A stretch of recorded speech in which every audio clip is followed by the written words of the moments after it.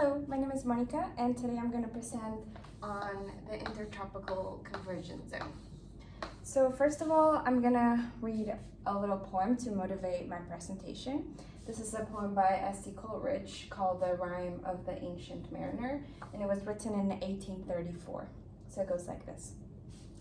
Day after day after day, we stuck, nor breath nor motion, as idle as a painted ship upon a painted ocean. And I thought this was very interesting. This poem is actually written about the experience of sailors who were sailing from Europe to the Americas across the Atlantic, and they would sometimes get stuck in this area of very slow wind speeds, which they called the doldrums. And it was kind of a very feared area of the ocean, and it wasn't super studied much after that because then people stopped sailing and they stopped having like steam engine ships. But yeah, this is not the doldrums aren't exactly the topic of my talk. It's the ITCZ, but they're somehow related. I'm going to circle back to them towards the end of my presentation.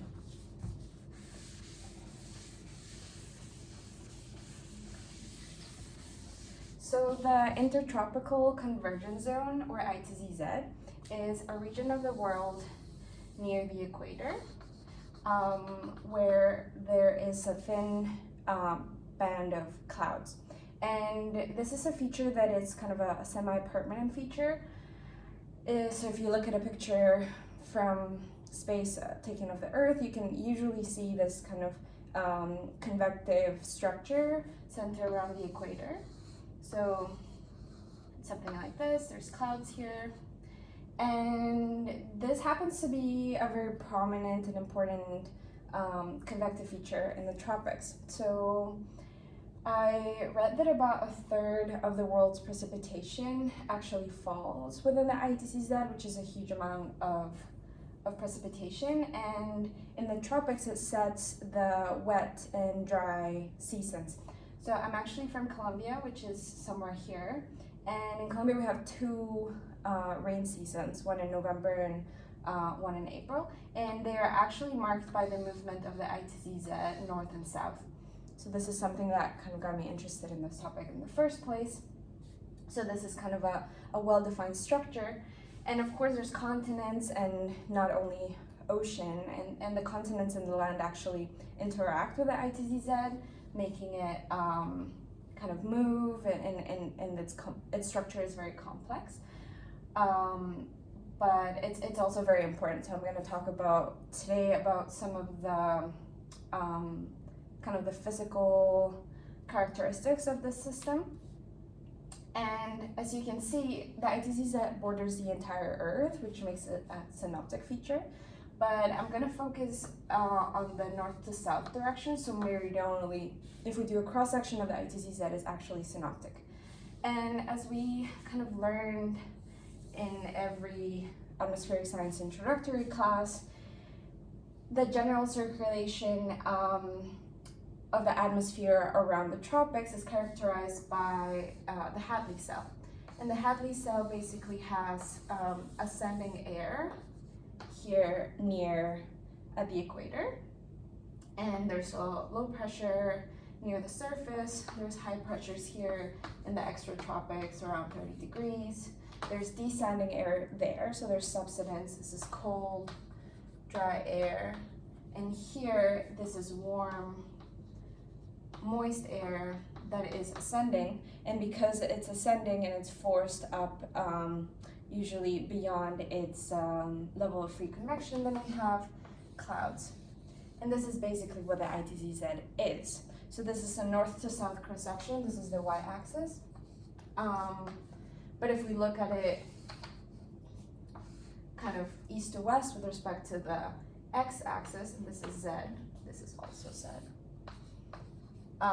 then basically we just end up with in a very simplified model, which is like a very continuous kind of this convection. So this is kind of like in and out of the page here. I hope this makes sense. So this is the Hadley cell, and the Hadley cell is called a thermally driven circulation, which means that it goes in the direction to convert potential energy to kinetic energy, so in the direction that the buoyancy would drive our system. So because here we have warm air sitting below cold air, that's a statically unstable situation. And so that's what's driving the circulation. And the most important feature of the Hadley cell with respect to the ITZZ is this part, it's the convergence. So the Hadley cell has this coming here and this coming here. That's called convergence, and that's what's characteristic about the ITZZ. And the ITZZ, it's intertropical, so it's in the tropics. It's convergence, but it's also a zone. It's not kind of a single place where all of this convergence. And I'm going to talk about kind of the physics of this later. But it has a physical extent. It's not a single point. And and this kind of makes it interesting. Also, I mentioned that the ITZZ moves north and south, so why exactly does it do that? Well, as I explained here, the ITZZ in this model is kind of centered around this warm, moist region. And if we think about being in, say, the Atlantic Ocean or the Pacific Ocean, we have water and we're at the equator, near the equator, so it's very, very hot. So where we would expect the largest amount of convection is actually where we have maximum solar insolation. And because the Earth is tilted and we have seasons, then the maximum solar insolation actually moves a little bit south and north depending on the time of the year. So if this is solar insolation in watts per meter squared, and this is the equator, then we would expect the ITZZ to move north when it's summer in the northern hemisphere and to move south when it's summer in the southern hemisphere. So that's why in the tropics, like where I'm from, there's 2 rain seasons because the ITZZ itself moves. So that was a little introduction about the general features of the ITZZ, but now I'm gonna talk a bit about the physics. So I want to do this in kind of 3 parts. So first I'm going to talk about the dynamics. Then I'm going to talk about moisture. Then I'm going to talk about energy. And finally I'm going to do a little bit of review on some of the research that I found interesting and kind of where the open questions about the ITZZ are and where the state of the art or the interesting questions that we haven't answered yet are. And something that I forgot to sketch here, but it's part of the general circulation features that give rise to the ITZZ are the trade winds.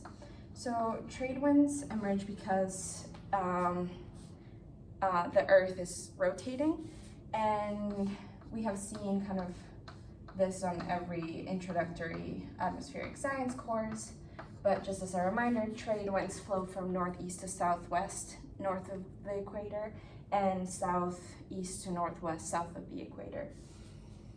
So if we think about the x component of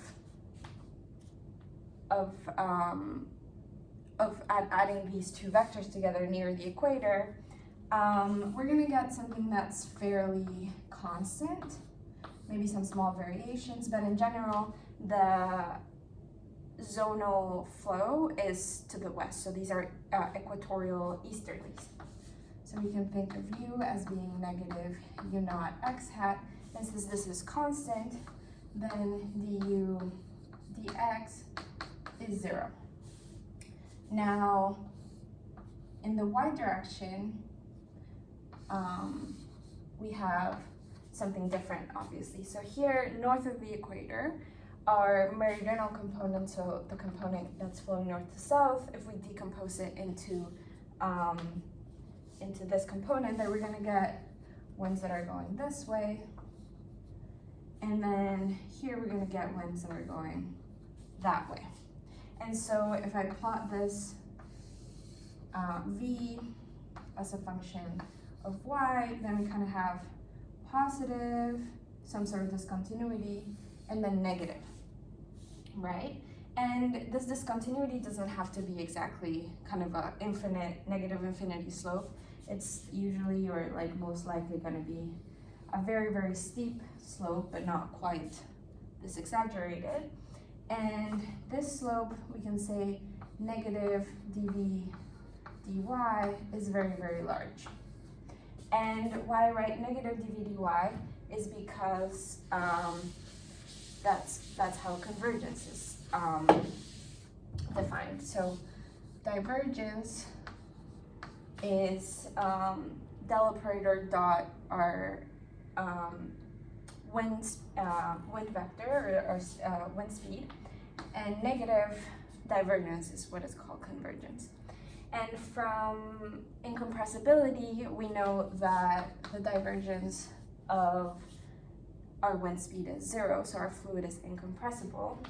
And because du dx is 0, then we have the equation dv dy is dw, negative dv dy is dw dz. And this is what is driving the upwards motion, which then condenses into clouds.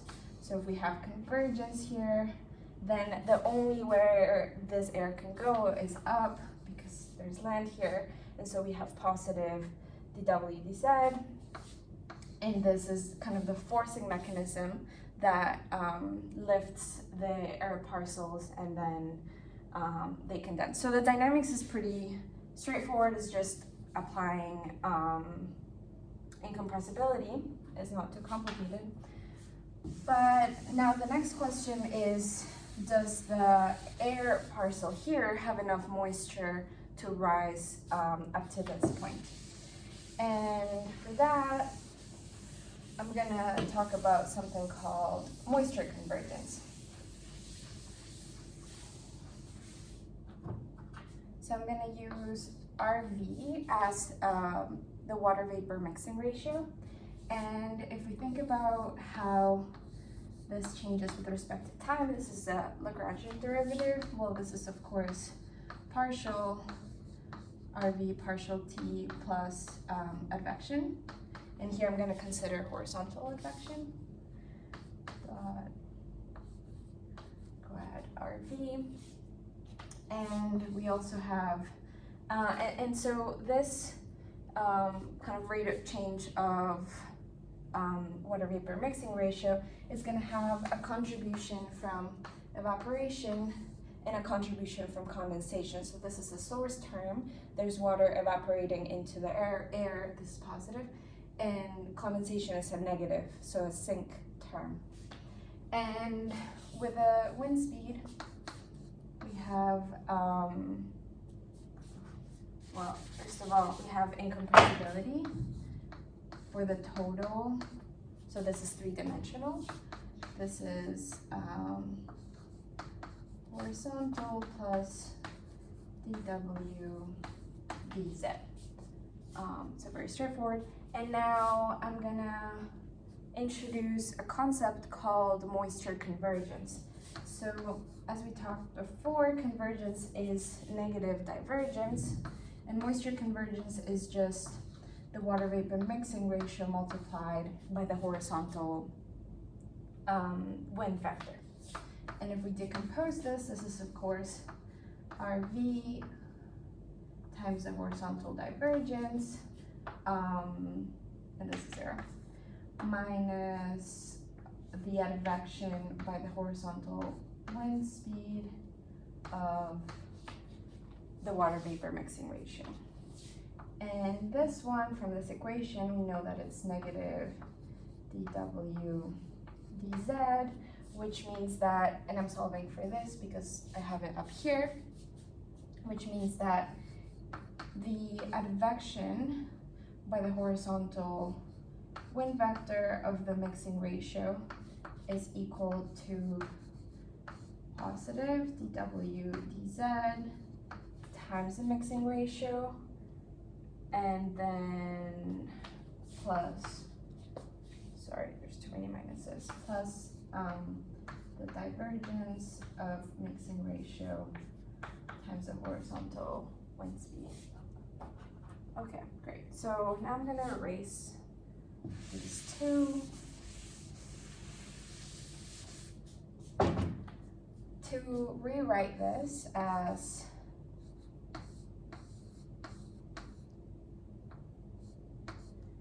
evaporation minus condensation minus the moisture convergence minus the advection of moisture due to the vertical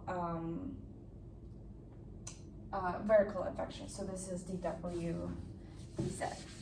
And again, this is called moisture convergence.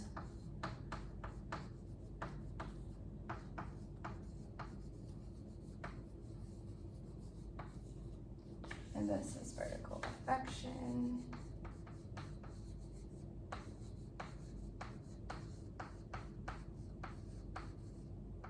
So the idea is that if we think about the ITZ over the ocean, let's say, there's sort of an infinite amount of moisture that we can extract from the ocean. And since we're in the tropics and it's very sunny, then this evaporative term is going to be very large. So this is large. Condensation is probably not going to be as big here, especially near the surface. Like, I would suspect that actually the air right above is going to be a saturation, which means that evaporation minus condensation is 0. They happen at the same rate, or the time rate of change of this is 0. But because there is strong horizontal convergence, then there's going to be moisture as also converging into the region where the parcel then ascends. And yeah, this is sort of a framework to think about it. I was going to do a problem, but I think I'm kind of going a bit over time, so let's maybe not do that.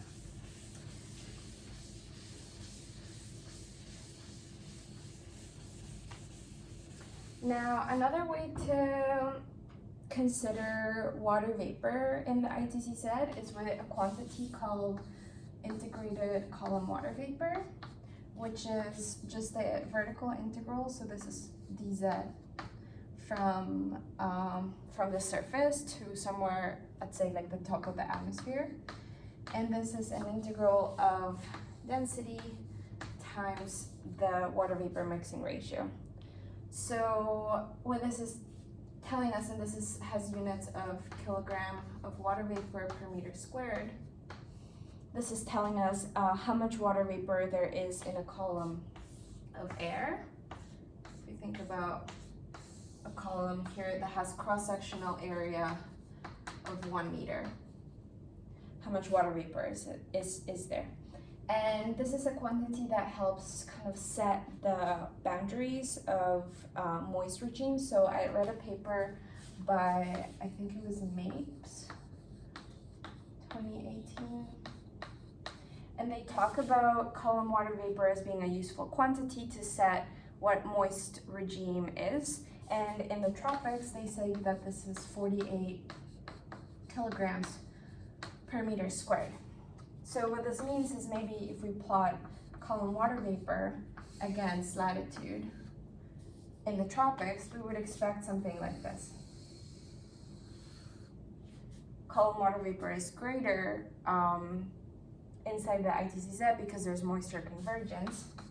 And if this is 48 kilograms per meter squared, then this maybe we can consider as the southern edge of the ITZZ, and this is the northern edge of the ITZZ. So this is kind of a useful definition. Oops.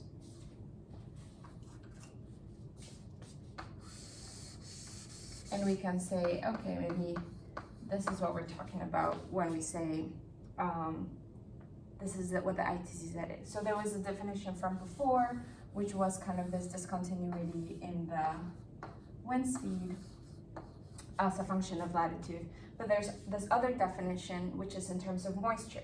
So if we have enough moisture to kind of consider ourselves in a moist regime, as this paper suggests, then that's what's going to give us this kind of strong ability for convection, because the trade winds are always going to be there, but this is in terms of moisture. And the reason column water vapor is useful is because you can actually measure it. So people who do kind of direct in situ observational data can extract column water vapor from launching radiosondes, and I think also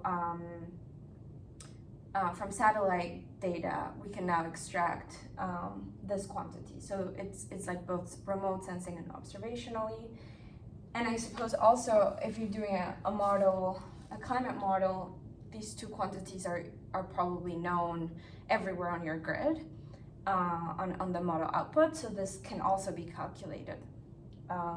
So if we want to, say for example, understand the future variability of the ITZZ, then we could do it studying column water vapor.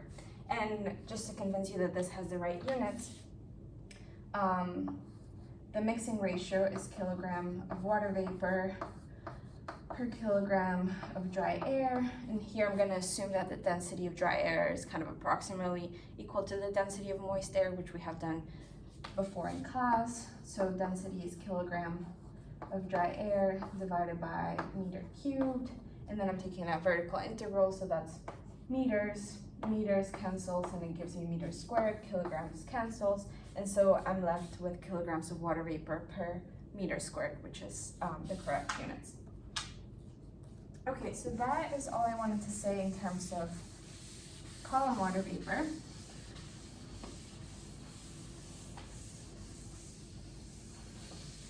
Now I'm going to talk about energy. So as I said towards the beginning of the presentation, the Hadley cell is a thermally direct circulation because it grabs buoyancy, potential energy, grabs buoyant air here, and it forces it upwards, which basically turns potential energy into kinetic energy. It goes in that direction.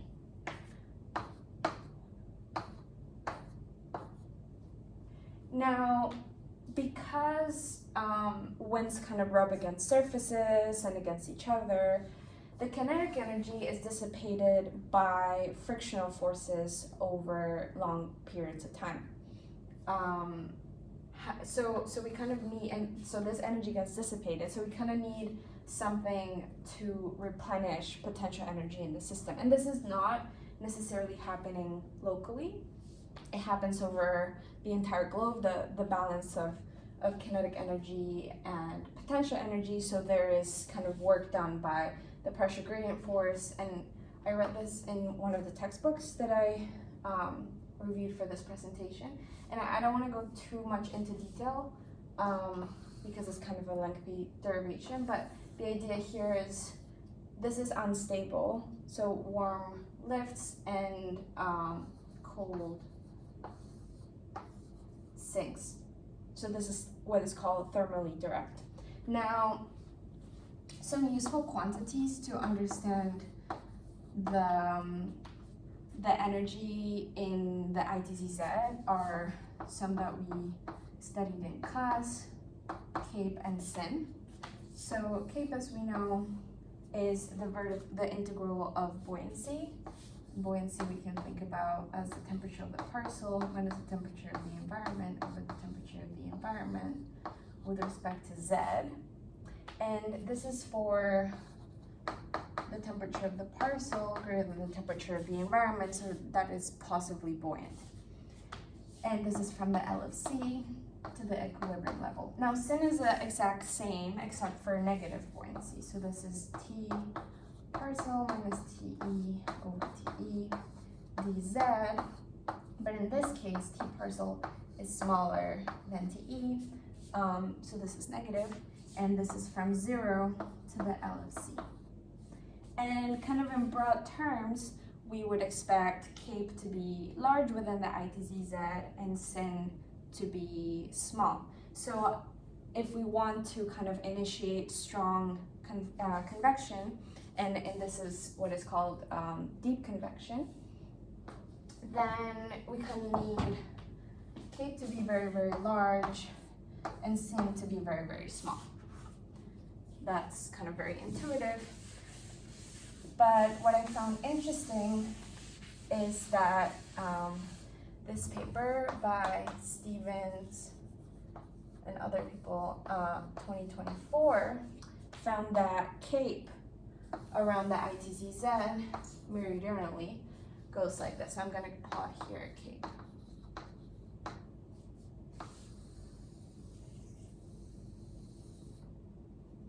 Okay, so what's going on here? So this is kind of north of the equator, and this is a bit south. And they actually measured cape with radiosondes. So they were launching radiosondes across the ITZZ. They were on a ship, I think. And what this paper suggests is that actually cape doesn't peak in the middle of the ITZZ, where we expect kind of strongest convection, but it actually peaks in the north and in the south. So this is consistent with the other framework that I was talking about. Actually, I haven't talked about that yet, so I'm going to talk about it now. But what they suggest is that actually there's not a single line of convergence, but 2 lines of convergence, and this is what is making cape peak. So what this is saying is there's more energy here and here to initiate convection than actually in the middle of the ITZZ. So this kind of addresses the question of what is the inner structure of this convective region, and how does the inner structure kind of make it more likely for areas of precipitation to happen in the middle or in the edges or somewhere in between.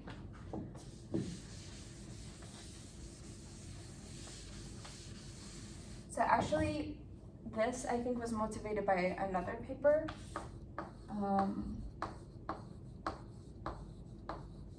Which used, this is 2023, I think, or 2022. So these guys use satellite imaging to identify where is the strongest precipitation along the ITZZ. And what they found is that strongest precipitation does not happen, so for this is the ITZZ, it does not happen in the middle, it happens towards the edges. Like this, so a similar picture to that. So they call this edge intensification.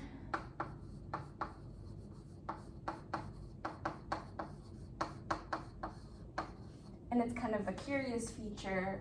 So what they were trying to do, both for understanding the energy and the dynamics, is what is driving this kind of weird behavior where precipitation actually is enhanced along the edges of the ITZZ, not in the middle. And I was looking into what they did, and actually if you see the pictures from space, not necessarily like complex satellite imaging, but just pictures from the ITZZ, sometimes what you can see is a double band structure.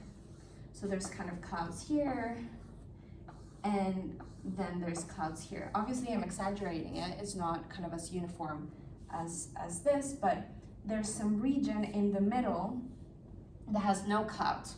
And also this region maybe because of the dynamics may have low wind speeds, because here again we have trade winds and here we have trade winds. So maybe the winds here are very weak or maybe all over the place. And this is where I wanted to get back from the beginning of the presentation. This might be what ancient mariners called the doldrums. So I thought that was super curiously and super interesting. So now the way we can explain this from a dynamics point of view is sort of like this. So instead of having a single line of convergence, as I suggested before, so at the beginning of the presentation I said that V and Y may look something like this, where this is my convergence line, negative dV dy, and we would expect kind of caped peak in the middle and also precipitation to be strongest in the middle. Now we have this other scheme where we say, well, so south of the ITZZ, the wind speed with respect to latitude is positive, then some sort of discontinuity, then it goes kind of constant, or we don't really know what is going on, but somehow maybe it's really close to zero, and that's why we have the doldrums. Then it goes another discontinuity, and then it becomes the trade winds again. So these are the trade winds in the north that are negatives that are flowing south, and these are the trade winds in the south that are positive, they're going north.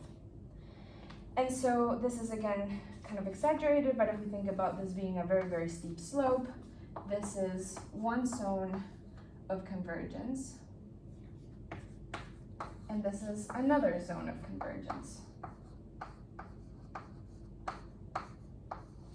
And this is again kind of like active research, so it is possible that in some parts of the ITZZ, the wind meridional gradient behaves like this, and in some other parts behave like this, and this can be influenced by land or ocean, how much moisture there is, etc. But what I kind of want to bring out is that the dynamics and the energy available go together. So dynamics and thermodynamics and energy are kind of all intertwined, as well as moisture. So where you have kind of maximum solar insolation, that's when you're going to have warmest surface temperatures, and the warmer surface temperature, the more buoyancy you have available for convection. The more buoyancy you have, then the deeper into the atmosphere you can go to form this very deep convective clouds that eventually precipitate. And this is always driven by very strong convergence in the meridional direction, so north to south, which gives us these kind of conditions. So I think I'm gonna close it there, and yeah, thank you very much.